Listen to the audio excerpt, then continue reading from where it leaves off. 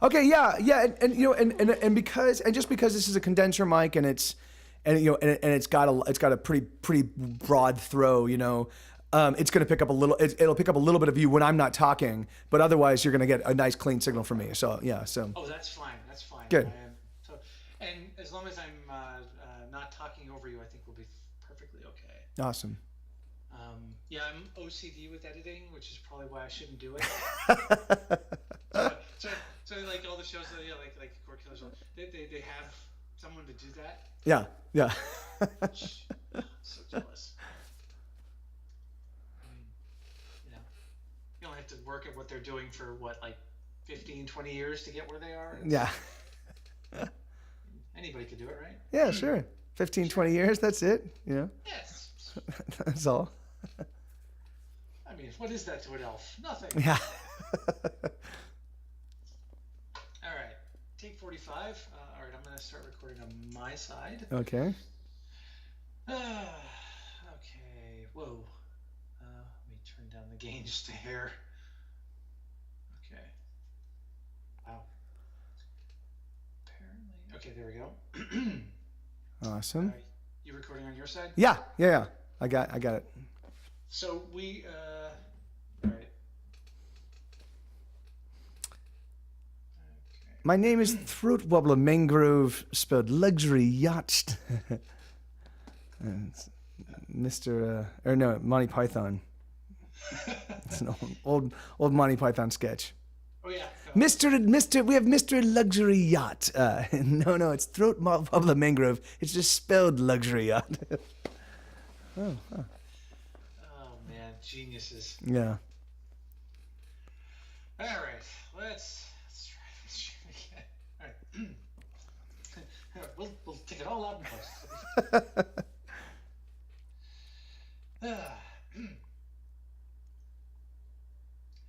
All right, so let's meet today's game master. We're going to start off with the basics. Who are you and where are you from? I'm Mike TV. I'm the principal songwriter and effectively the last man standing of the band Get Set Go. And I was originally from the Palm Springs area, a place called Palm Desert, but I lived in LA for 22 years and recently migrated to Austin, Texas. So that's now where I make my home here in the great state of Texas. I'm in a little island of blue and a deep, deep sea of red. Help. Help me, please. That's definitely going to be a bit of a culture shock. Yeah. It's fun. It is funny though, because within the confines of the city of Austin, it is literally it almost feels like LA. Like the people, the sensibilities, the bumper stickers. I'm like, yeah, I'm in Los Angeles, and then all I need to do is drive about 15, 20 minutes outside of the city, and I'm like, oh yeah, no, this is a very, very different planet. This is where I am. Yeah. All right. Yeah, planet Texas. Fair enough. So, how long have you been gaming? I played my very first game of Dungeons and Dragons back in 1980 when I was 7 years old. But again, it was a game that we didn't really know the rules, and we just were kind of like, but it so enchanted me that I for my birthday I asked my mom to pick up the Dungeons and Dragons for me. So I got the original purple box with the old, with I think the wizard on the front. But she and so I got that. I asked her because I tried reading the rules at the age of 7 and didn't understand them. I asked her to go through them and explain them to me, and she didn't get it, and so she gave it back to me, and so we just kind of built a hodgepodge, rule system based on what we could discern and understand. So we had like no encumbrance rules. We had we leveled up like every there was a session we leveled. Yeah, great. So yeah, it was yeah. But it was and so that was my first game. But then over the course of now a good 30 years of gaming, 30 plus years of gaming, I've run myriad systems, everything from all of the big publishers to like little indie games to even games that I and my buddies have designed ourselves. So yeah. Wow. Well, if that doesn't count as street cred, I don't know what does. So that's awesome. So what genre or setting does the story take place in? So this is are you aware of Robotech, the Oh, sure. television series? Okay, so yeah, the Carl Masek one, the readaptation of the Yep. Macross. Okay, yeah. I and my friends, we were really good. We were really big fans of Robotech. Palladium had a Robotech system out.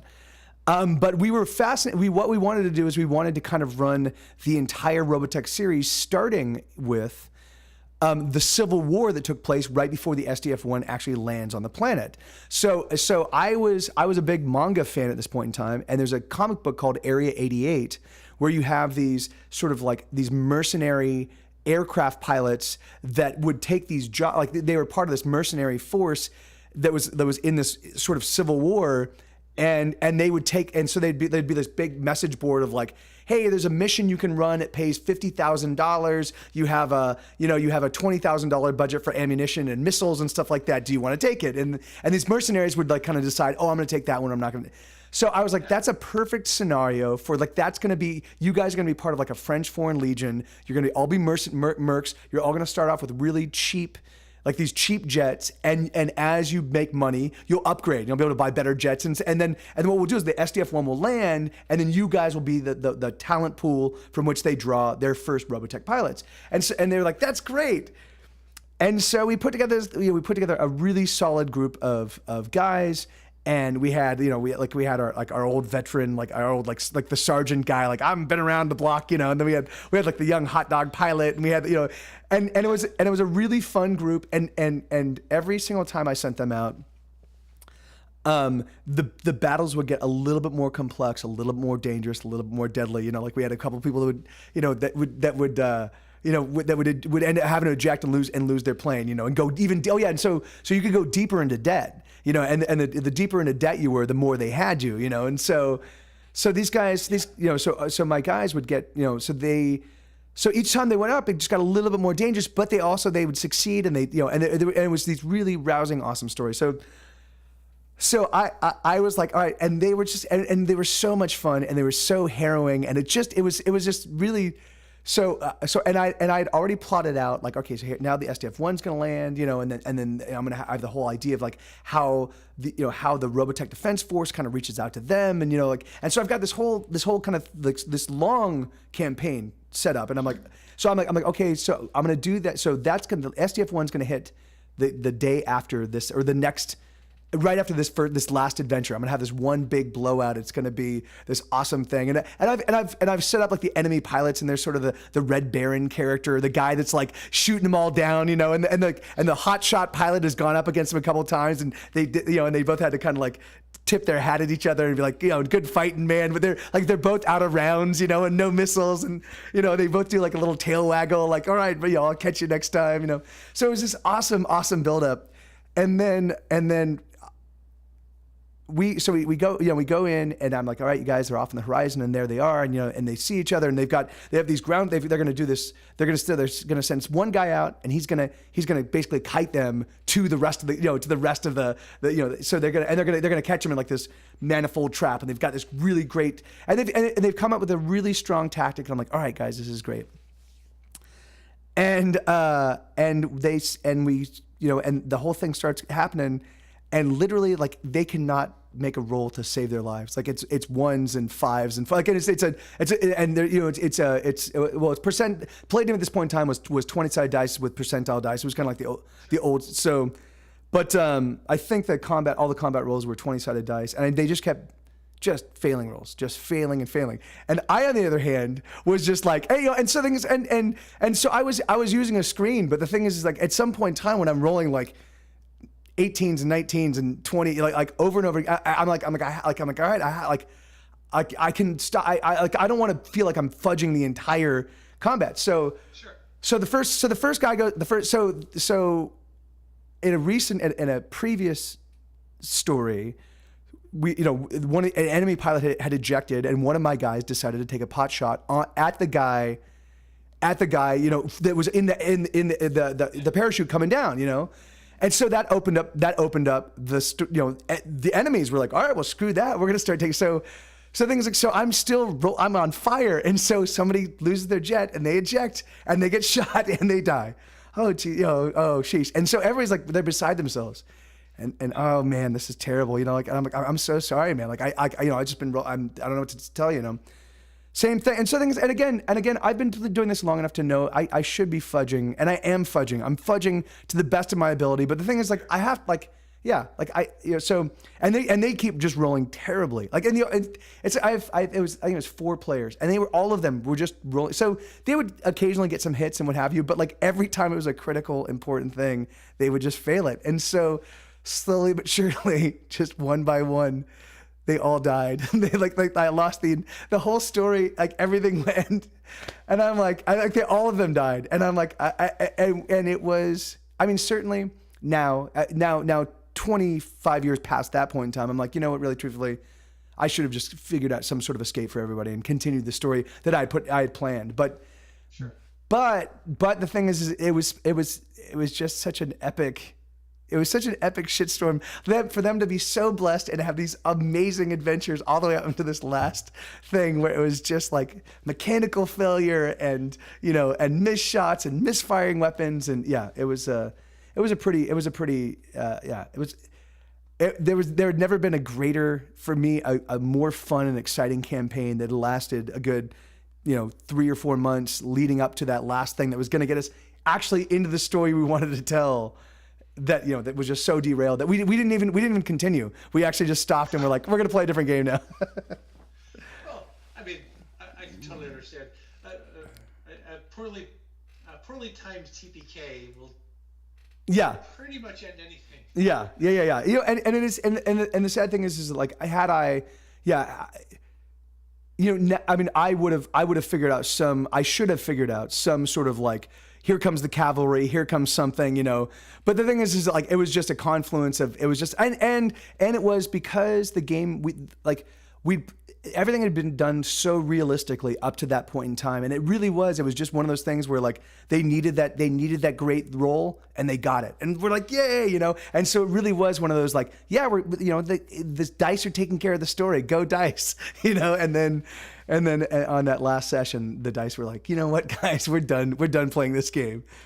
So yeah, it was a pretty brutal. I to this day, I still game with a couple of those guys, and I'm still in regular contact with them. And every now and again, that fight will come out, and they'll be like, oh yeah, no. Yeah, don't go up against Mike when he's rolling hot, because it's no good.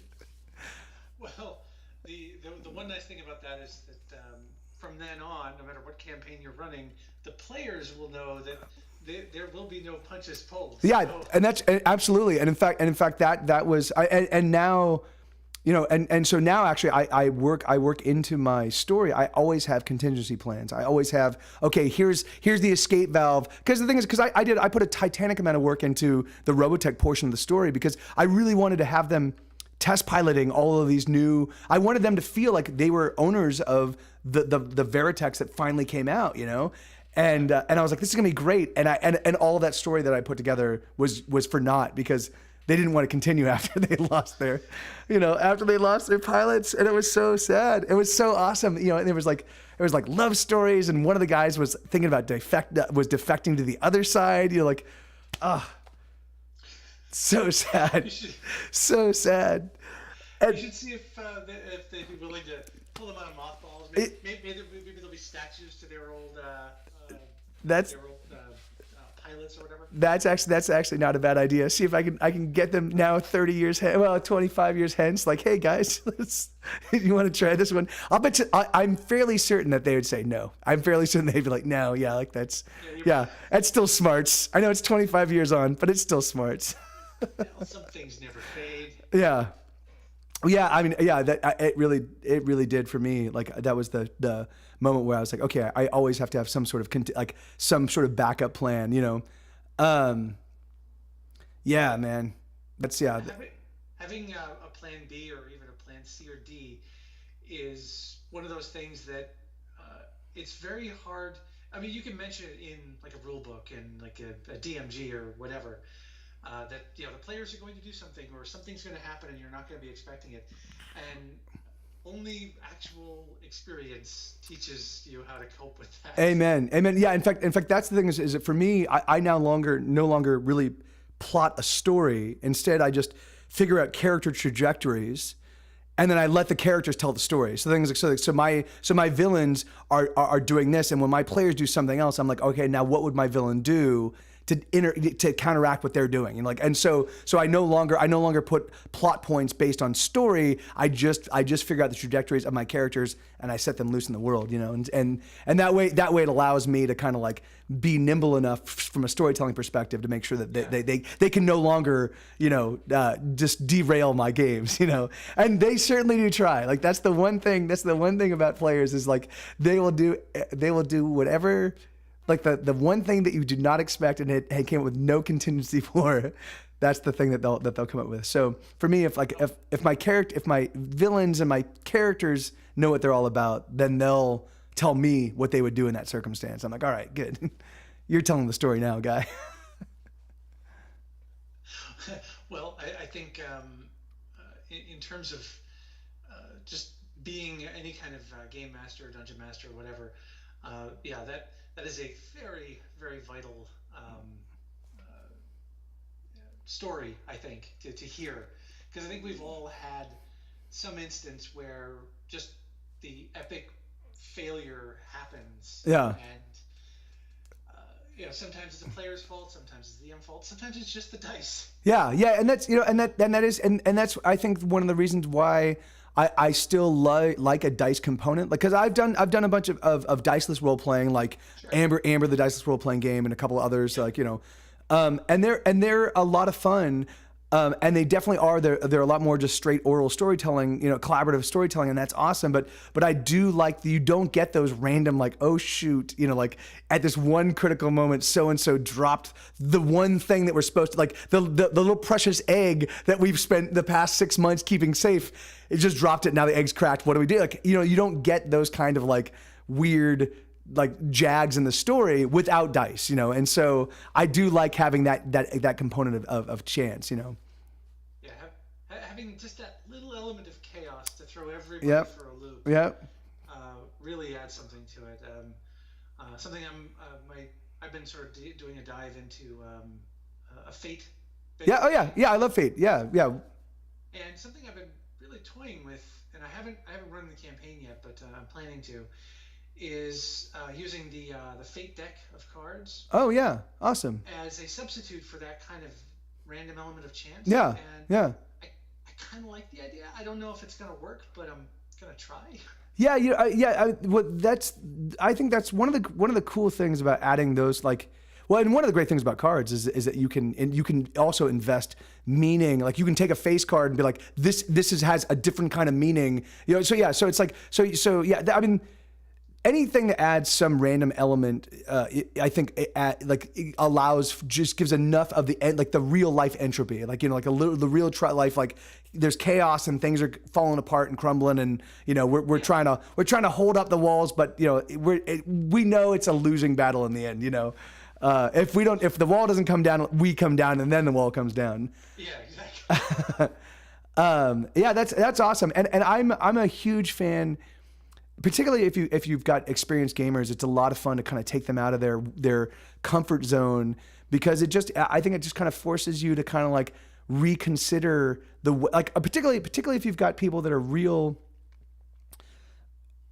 that are more like kind of stats based and more like how do I optimize the game for dealing with the problem at hand, and not how do I create a character that's fun and cool and exciting and original. Like the thing is like, if you've got the stats based people, it's a lot of fun to throw in something that kind of forces them to think a little bit outside of that box, because what happens is that like often, when you force them to kind of step a little bit outside of their normal realm, they often make story choices and they often make character choices that they wouldn't normally make, and they go, well, that was awesome. Like I wouldn't have thought of that, and it's great, and it worked out great, and it kind of broadens their horizons, So even the people that are really resistant to the actual role playing aspects of it, you kind of force them to be like, here you go, yeah, it's awesome. Without a doubt, one of my favorite things is to take someone that's fairly stats based and yeah, try and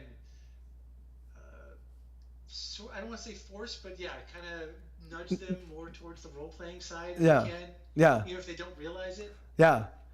Yeah, and it's funny, like it's always awesome, because there certainly are some people that are very gregarious and have a propensity for like they're effectively like if they're not actors, they should have been like in a past life they were an actor, and that's awesome. But for me, I really do love when you've got the guy that's like a little bit introverted and he really likes the game and he really likes the story, but he's just not like, and when you see and you play with that guy or that girl for in fact we like for a year and look at the progress, and then 2 years, and then often what my regular gaming group, what we do is we'll take those people and kind of we'll make them the leaders, like we'll put them in charge, and with them we'll create and it's awesome because the thing is it kind of forces them to like, all right, well then this, and then within like 6 months you see them like no, we're not going to do that, we're going to do this, and you're like, hell yeah, right on. Yeah, it is pretty awesome seeing that kind of development come out of someone. Yeah, absolutely. I can only assume it's what teachers must feel like when the teaching part actually works. Yeah. When you see the kids like explaining it to each other in ways that you're like, oh, that makes me, that's like there is something about like kind of and particularly just that's why I love role playing, because it's the same kind of stories you run across in movies. It's the same kind of stories you run across in books. But the thing is, you're right in the thick of it.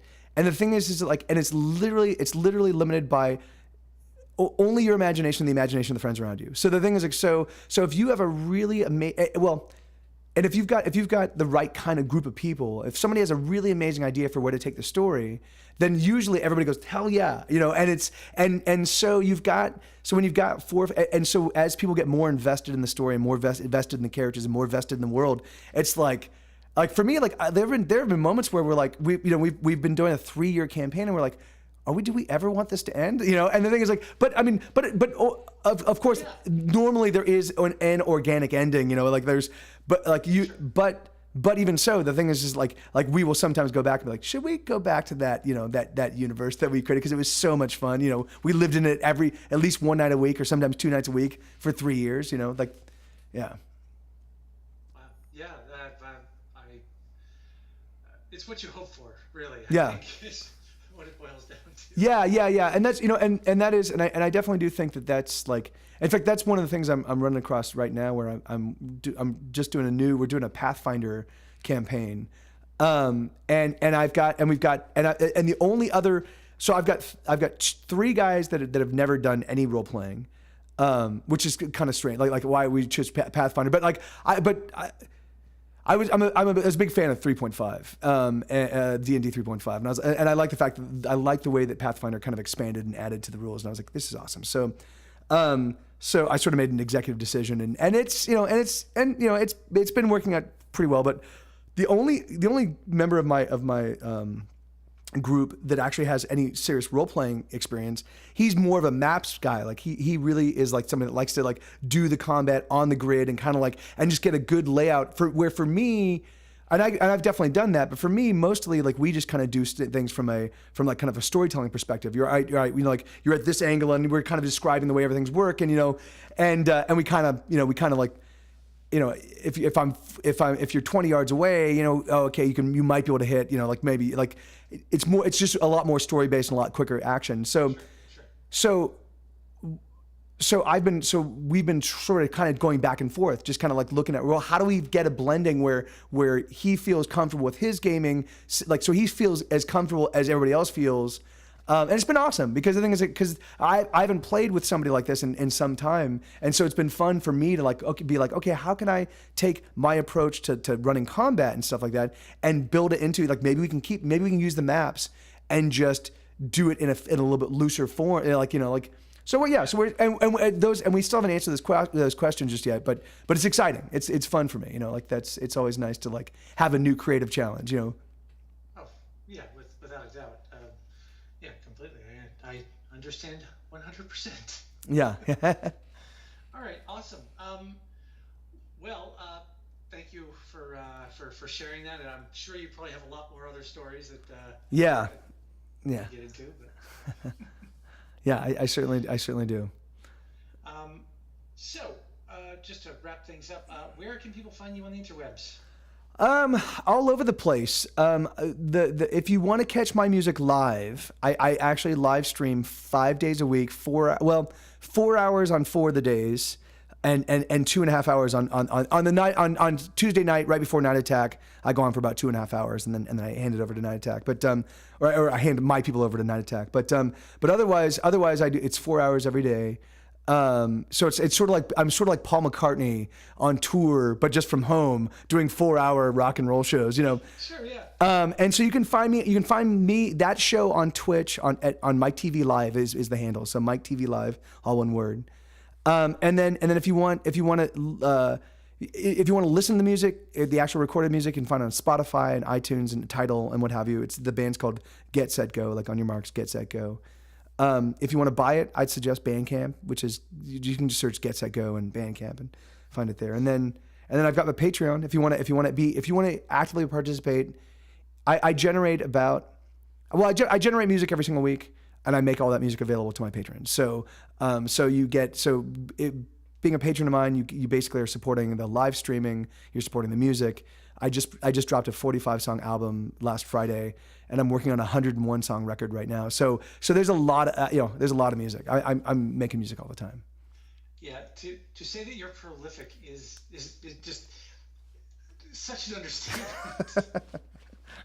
So seriously, anybody who's listening, if I can't imagine you don't know, but if you don't, just go check some of it out. It's bloody brilliant. Thank you, man. Thank you.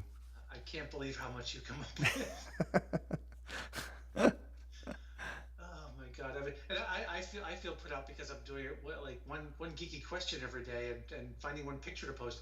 You're literally creating music every day. Yeah. I mean, it's like for me, I treat it like a day job. Like even if I'm not inspired, and even if I don't have I just force myself to write. I force myself to put out a song. I force myself to record, and usually in the process of forcing myself, something pretty cool comes out of it. You do it long enough, the bad stuff gets better, and the good stuff gets better. And so you keep moving closer towards the great spectrum.